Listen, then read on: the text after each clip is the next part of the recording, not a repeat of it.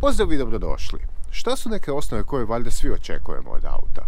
Pa recimo da pali uredno, da radi fino i da dobro koči između ostalog. Isto tako, dok se vozimo, sigurno ne želimo da nešto trese i klepeće. A šta ako se upravo to događa? Vozimo se recimo 90 na sat, a volan i cijeli auto se tresu. Ili s druge strane, može biti da je sve ok dok ne stisnemo kočnicu, a onda krene tresti.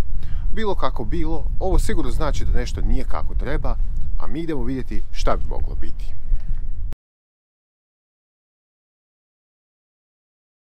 Dakle, prvo što imamo jeste da auto trese na određenoj brzini, nebitno da li je to 40 ili 100 km na sat i trese stalno, neovisno o tome da li stišćemo gas ili ne, što onda manje više eliminira neke probleme s motorom.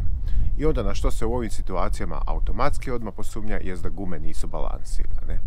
Naime, kotači i gume i felge na kojima su one montirane se čine kao savršeno okrugle, ali u stvarnosti nisu, što onda, kada se kotač počne okretati, rezultira oscilacijama koje pri određenoj brzini postanu toliko izražene da se prenose na cijeli auto. Da bi to eliminirali, vulkanizeri nakon što montiraju gume, kotač stave na uređaj koji ga zavrti i izmjeri koji je njegov dio, da tako kažem, najteži, što ga onda baca van centra. I onda, na kontrastranu od toga postavljaju uteg balast određene težine koji ovo anulira. E sad, što se dogodi je ili da se s vremenom gume i felge malo deformiraju, prođemo kroz rupu, udarimo u nešto, ili sam uteg otpadne, pogotovo ako je riječ o onima koji se lijepe na felgu, i onda to čak više nije balansiran i trese pri određenoj brzini. U većini slučajeva posjet vulkanizeru i ponovno balansiranje kotača će riješiti problem. Ipak, ovo ima neke granice. Ako je felga jako savijena ili je guma oštećena, onda bi se trebalo prvo s tim pozabaviti. Mada su nedovoljno izbalansirani točkovi ono što neupitno najčešće uzrokuje da se volan trese, definitivno nisu jedini. No prije nego što se mi s tim pozabavimo, idemo na drugu situaciju. Volan i auto se tresu samo kada stisnemo kočnicu, a za ovo je najčešći krivac upravo same kočnice. Odnosno, da budem precizniji, diskovi. No ajmo mi skinuti ovaj točak da imamo malo bolji pogled. Naime, što ovdje imamo je, kad god stisnemo kočnicu, čeljusti, a to je ovo ovdje, kočenim pločicama stisnu diskove koji se okreću i tako zaustavljaju auto. No trenje koje pritom nastaje stvara toplinu, što zagrijava diskove koji su od metala. A ako se pregriju, što se dogodi kod recimo snažnog kočenja pri velikim brzinama, onda se isti ti diskovi od visoke temperature i mehaničkih opterećenja mogu iskriviti, to jest pomotati. I kako onda njihova površina više nije ravna, onda kočene pločice ne nasjedaju ravnomjerno na njih, što onda stvara vibracije kada stisnemo kočnicu. Načelno, najbolje rješenje je zamjena diskova zajedno sa kompletom pločica. Kao što rekoh, mada su neizbalansirani točkovi i posavijani diskovi najčešći uzroci trešnje auta i volana, ovisno o tome u kojim se uvjetima dešava, definitivno nisu jedini, te postoji još par stvari koje valja provjeriti. Pa ajmo redom. Jedna od mogućnosti su loši, pokidani seleni vilica koji dovode do toga da ovjes efektivno nije dovoljno čvrsto vezan na šasiju. I onda ta labavost rezultira time da točak slobodno pleše lijevo-desno, a u određenim situacijama može i snažno se tresti. Ovo je izglednije da se dogodi prilikom kočenja, mada je moguće i u vožnji. Slično tome, ležaj koji spaja točak na glavčinu može biti istrošen i imati puno lufta, sa posljedicama manje više istima kao i kod potrganih selena.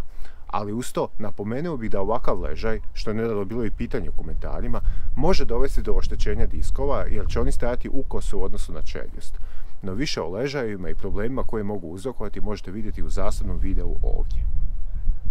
Još jedna stvar vezana uz sam ovjes koja može uzrokovati trešnje kotača, a time i volana, su amortizeri. Naime, ako su potrošeni, slabi, neće moći umiriti ovjes i njegove oscilacije koje nastaju u vožnji. Da to probam dočarati ovako. Vozite se po neravnoj cesti, točak nije savršeno balansiran, seleni nisu u najboljem stanju, ležaj ima lufta i kad se to onda sve pozbraja i dodaju se tome još loši amortizeri, rezultat je točak koji počne skakati gore dolje i tresi cijeli auto. Osim trešnje i vibracija, većina ovoga će doći u paru s nekim drugim problemima.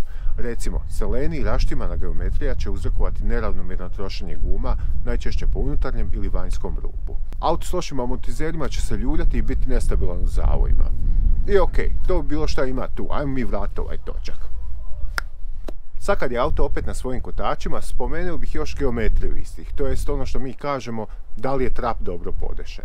Ako neki od kotača stoji nakoso, da tako kažem, onda neće imati dobar kontakt s podlogom ili će na njega djelovati neke nepredviđene sile, što onda može eventualno dovesti do toga da se počne tresti i poskakivati. Također, jedna stvar koja može uzrokovati snažne vibracije u vožnji pri određenim brzinama su poluosovine kod auta s prednjim pogonom, odnosno kardan kod onog sa stražnjim. Recimo, kod poluosovina se ovo dogodi kao posljedica udarca, sudar, bankina, što god, što je onda savije, a najčešće se manifestira kao trešnje pri ubrzavanju. S druge strane, na kardanu su klasične slabe točke Hardyjev zglob, što je, recimo to tako, gumena spojka između mjenjača i kardana, te križ kardana.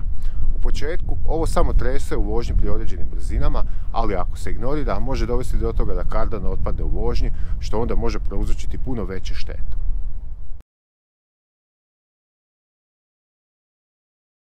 I još jedna situacija za kraj.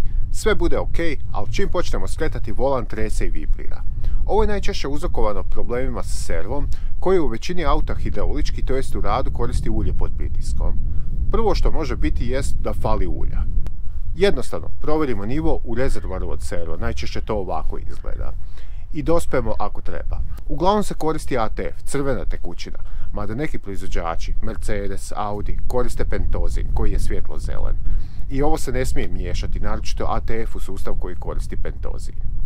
Uz to, ako neka od hidrauličkih crijeva cure malo više, onda će zrak ulaziti u servo sustav, što onda zapjeni tekućinu i uzrokuje snažne vibracije kod skretanja. Također, pumpa serva, ako je oštećena, može imati sličan efekt. I što bi još spomenuo su ležajevi prednjih amortizera. Ako se raspadnu, amortizer, koji je dio prednjeg ovisa u većini auta, se neće moći glatko zakretati, pa će skretanje biti nešto teže i popraćeno bukom i eventualnim vibracijama. I eto, to bili oni najčešći, kao i oni nešto malo manje češći razlozi zašto auto i volan tresu u vožnji. Nadam se da sam sve pokrio, a ako sam nešto zaboravio, svakako pišite dolje u komentarima. Također, za bilo što drugo vezano uz probleme s autima, pogledajte ostale videa ovdje na kanalu, ima već dosta toga riješenog. A u međuvremenu, vidimo se!